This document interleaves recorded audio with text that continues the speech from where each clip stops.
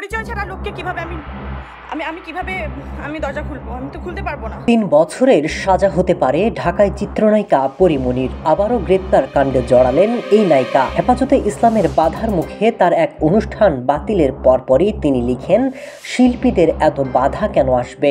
অনিরাপদ বোধ করছি। এমন স্বাধীন দেশে নিরাপদ নেই কেন আমার? সে থানায় কিন্তু আমি প্রথম চলে গেলাম, সেখান থেকে আমি কোনো হেল্প পাইনি, কারণ আমি থানায় যেয়ে প্রথমে ট্রিটমেন্ট চেয়েছিলাম, তারা কিন্তু আমাকে হেল্প করেনি। সেই জিনিসগুলো ডে বাই ডে কিন্তু আপনারা সবাই জানেন, সে কথাগুলো আমি বললাম। তাহলে আমি আসলে যে বলতে আসলাম এত দূর পর্যন্ত, আদালত পর্যন্ত, তো আদালতও যদি আমার কথা না শুনে তাহলে তো আমি কই বলবো? পরিমনির এমন স্ট্যাটাসের কয়েক ঘন্টা পরই ব্যবসায়ী নাসির উদ্দিন মাহমুদের দায়ের করা মামলায় পরিমনির বিরুদ্ধে গ্রেপ্তারি পরোয়ানা জারির আদেশ দেন আদালত।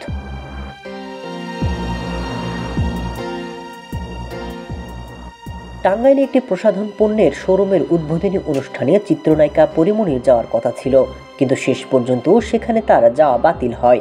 এ নিয়ে সামাজিক যোগাযোগ মাধ্যমে ক্ষোভ প্রকাশ করেছেন, জানিয়েছেন প্রতিবাদ। পরিমনি তার ফেসবুকে উল্লেখ করে লিখেছেন, এত চুপ করে থাকা যায় নাকি? পরাধীন মনে হচ্ছে। শিল্পীদের এত বাধা কেন আসবে? অনিরাপদ অনুভব করছি। এমন স্বাধীন দেশে নিরাপদ নেই কেন আমার? মেহজাবিন পড়শি এর আগে এমন হেনস্থার শিকার হয়েছেন। ধর্মের দোহাই দিয়ে কি প্রমাণ করতে চলেছেন তারা? কি বলার আছে আর?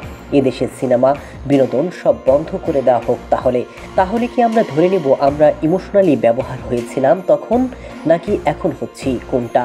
এর দায়ভার কিন্তু আমাদের সবার নিতে হবে।